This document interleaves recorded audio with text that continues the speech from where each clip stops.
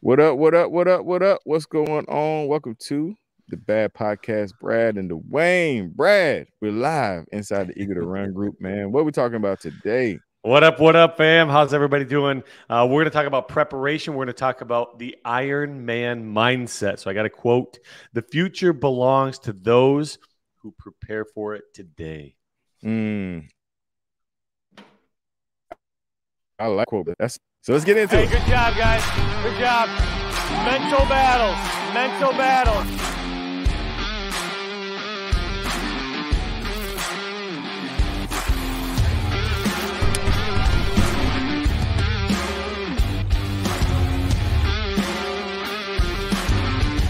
Hey man, eat man for life, baby.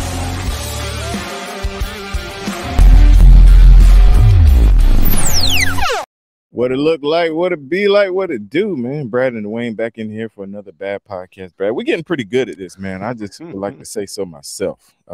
It's all about repetition. We've been here for a minute, man. Absolutely, absolutely. And today we have a guest with us, man. Those that are inside the Eager to Run Club, which we're live right now, they're familiar with this guest, and we're super excited to have him. Brad, who we got over there, man? I don't even know if this needs an introduction, but we call him the Iron Man. We call him the coach. We call him Cliff. Cliff, tell us a little bit about yourself. Introduce yourself, and we'll take it from there. Hey, I'm Cliff. I live in Greenville, South Carolina, and I started to him about 3 years ago and lost 88 pounds, and everything is kind of taken off from there. And I run, I now swim and bike. I do lift weights. I do a little bit of everything, and it's been a great experience so far. Looking forward to the future. Yeah. Well, that ties right into the quote, the future belongs to those that prepare today. And what up, Coach Jeff? See him in the background there. Peep, peep. But, we talk about the future, and we talk about, chasing down these massive goals. We talk about goals almost every week on this podcast and just in life in general. But I want to talk about your preparation and what you had to go through to get yourself to that start line at the Ironman. So let's start right from the beginning. How did you find yourself clicking it for the Ironman? Well, I remember I was currently training for a marathon, and I was in the marathon. I was feeling good about myself. I just ran my 20 miles.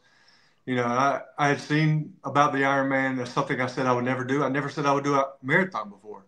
And I feel like that was the next thing to try. And I set a goal to do a half and a full this year. And I went ahead and clicked it on the half. And I knew in my mind, it's only going to be a matter of time before I pulled the trigger on the full. I knew I was going to do that.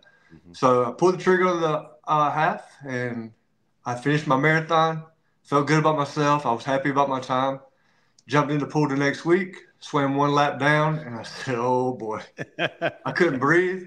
I was struggling bad. I was frustrated, so I just immediately started looking, trying to find me a swim coach. And I knew that was something I was going to have to work on bad because I felt good with the run. I could train for the run. And I also was going to take my marathon plan and just change it up to add some swimming, add some biking here and there to just make up my own plan. And then I realized I had to change. I had to just give that up, and I had to do the right thing. So I found a plan. I found a swim coach. And I think my swim coach or someone told me, running will help running, but swimming helps bike and running.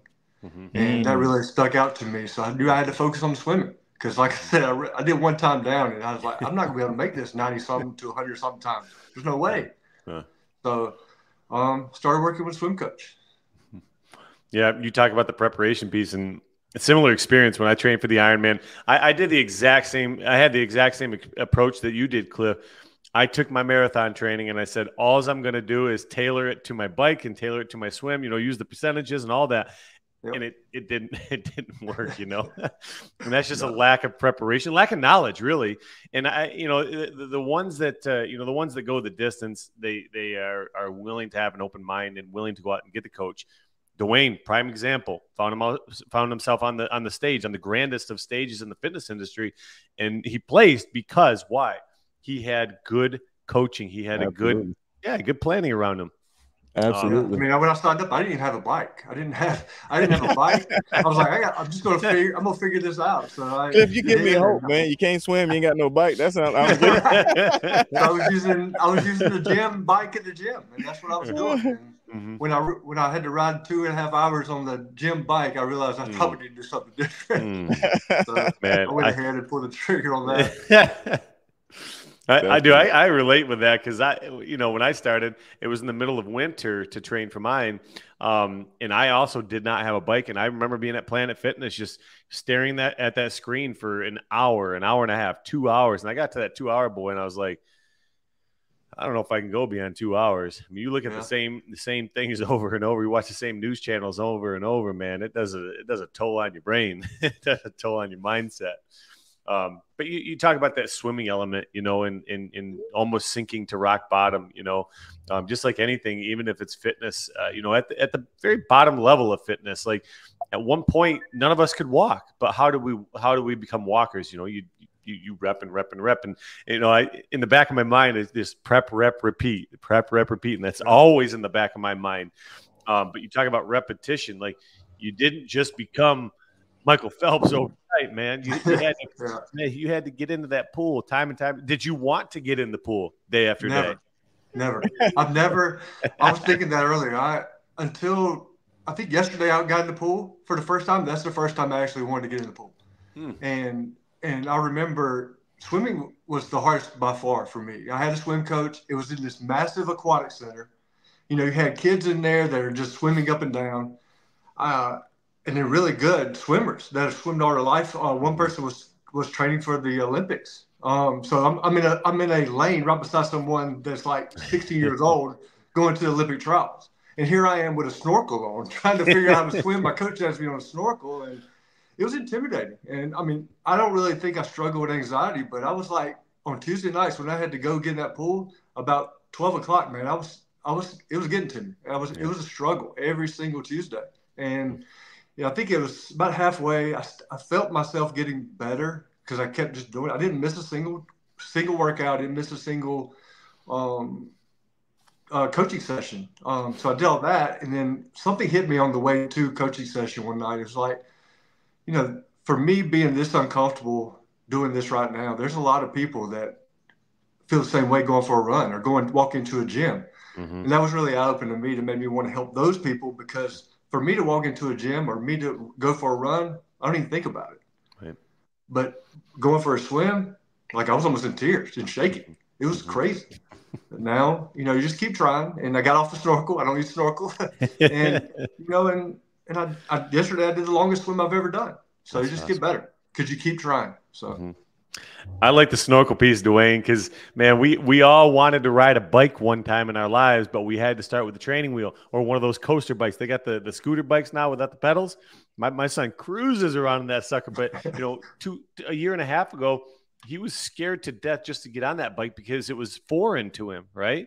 And that's what the swimming is to you. And, Dawain, I'm sure you have an example of something foreign to you, but because of repetition, because of preparation, here we are.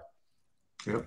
Absolutely, man. So, Cliff, I want to go back, man. I mean, I know you missed the Ironman, whatever. But the Cliff that I know, man, had an amazing transformation. Like, amazing. Like, I want people, because, like, everybody's not gonna be an Ironman. Everybody's not gonna make that happen. I'm one of those.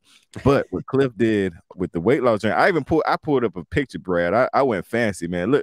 Look at that right there. Look at your boy, man. Hey, let's go. And the reason why I wanted to do that, Cliff, is because it's all about steps, man. Because I remember, and I know you know where I'm going. When you messaged me, it was like, "Hey, man, I think I'm going on maintenance," and I said, "Why?"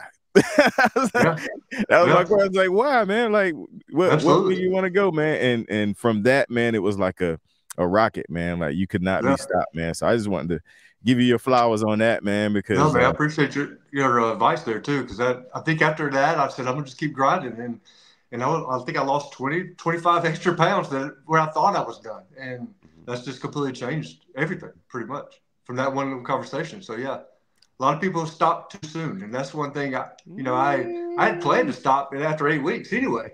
I mean, that was my goal when I first started. I'm gonna do it for 8 weeks, lose a couple pounds, and probably go back the way I was. So all the advice and help definitely got me through all that mental, because it's all mental. Everything's mental, and once you get over that mental hurdle, then it's. And I was telling somebody earlier today, even when running or Ironman, for example, there's a period there in the beginning that you're like mentally, you're like, okay, this is good. But there's a period in between that you're like, this sucks. It's just, and I've heard embrace the suck, and you just keep pushing through. And then you get to that point after that, then you feel so much better. It's like, oh, now it's easy again. It's a weird feeling of getting through that hurdle. And you just gotta be stronger than the mind sometimes. And once you get over that hurdle, then it's a piece of cake. Go ahead, Brad. I see all the fireworks. Go ahead. No, man. The root of all success, right? The foundation of all success is right here, right? In your mind, because like I like to use sports as an example, and I tend not to use sports because I know not everybody's into sports.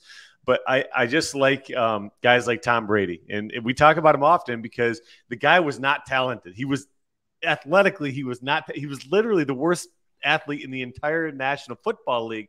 But because he believed in the greater Tom Brady, he believed in the Super Bowl champion Tom Brady, just like you, Cliff, and you, Dawain. You believed in that Ironman. You believed in that physique fitness model. You believed, yes, I can. Hey, how about that? It's yes, I can this week, right? That's right. And I talked about this morning on my spin class. So many people will do all the hard things. Week 1, week 2. Man, we got another visitor. I see visitors coming in over there. Hey, visitor. But you grind week 1 and you grind week 2, and you still don't see those results. So you come back and you grind week 3, but then you lose that excitement. You've already got yourself to the door, and you start knocking on the door because your results are right on the other side of that door, and you're knocking and you're knocking and you're knocking, and nobody's answering as soon as you knock. But you can wait a minute longer. Wait just a minute longer and just see what's on the other side of that door. And that's where success is. Like you're talking about swimming. You're talking about Ironman. Like this isn't exciting for the longevity, right? Things like this aren't exciting. It's anything in life. You have to be in control of your own excitement levels. You have to be in control to keep yourself driven, disciplined, consistent with whatever you want to accomplish. You did that. Dawain, you did that. And that's how you become undeniable. That's how you become unbeatable. Man, you can try to knock me down. You can try to dent me. You can try to beat me up. But guess what? I ain't staying down. All right, that's fitness and that's life right there. I'm not staying down. I'm going to continue until I win. I'm going to continue until I succeed. I'm going to continue until I overcome and become what I want to be.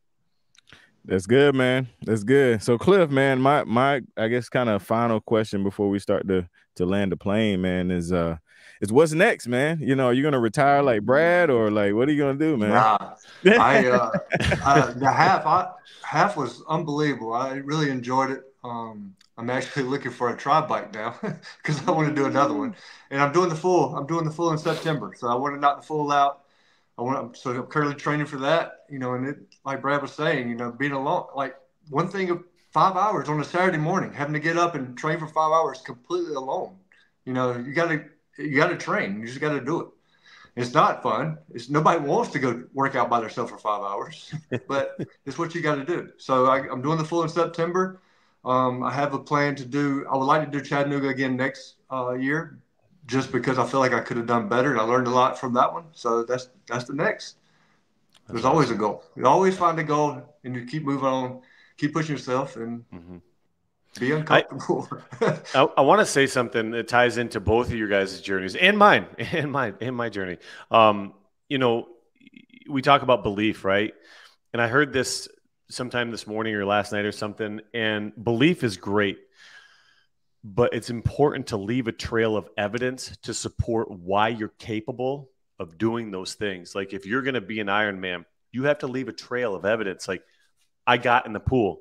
I left evidence that I can accomplish the swim. I got on the bike. I took the training wheels off. I accomplished. We're leaving evidence to support why we're capable of achieving greatness. Both of you guys achieved greatness. You left evidence. Dawain posts a video every single day of him lifting the big boy weights. You post a video every single day of your Ironman training. Evidence. All these little milestones that you guys rack up. Evidence to support why you're capable of greatness. And that's what it's all about, is leaving a trail full of evidence. Yeah, that's awesome, man. Good deal. So, Cliff, man, as we get ready to change, man, I want to give you an opportunity. Anything you want to leave with the Eager to Run folks, those that are listening live, those that are listening on the podcast, man, any words of encouragement? You said a lot of really good things, man, by the way. Like you dropped a lot of really good ones. My favorite was stopping too short and all of that. So what do you want to leave with the folks? I guess the one thing that I'll enjoy the journey. That's one thing I kept trying to do. When I got to those races, the marathon, the half marathons, the Ironman even, and when you get to that day, you've already put in the work because you've enjoyed the journey and appreciate it and get through it. And, be comfortable being uncomfortable. Like I said earlier, I didn't want to go to the swim. So be comfortable. Get to a point where you're comfortable being uncomfortable and just keep pushing forward. And you're going to get better. Consistency is going to win every time. Absolutely, bro. Good stuff. All right, man. Well, this is the side of the podcast where we do our signature did you know or do you know moment. This is something you're going to share with us. So share with our audience that you either haven't said publicly or you haven't, put out there anywhere, or people might not know about you.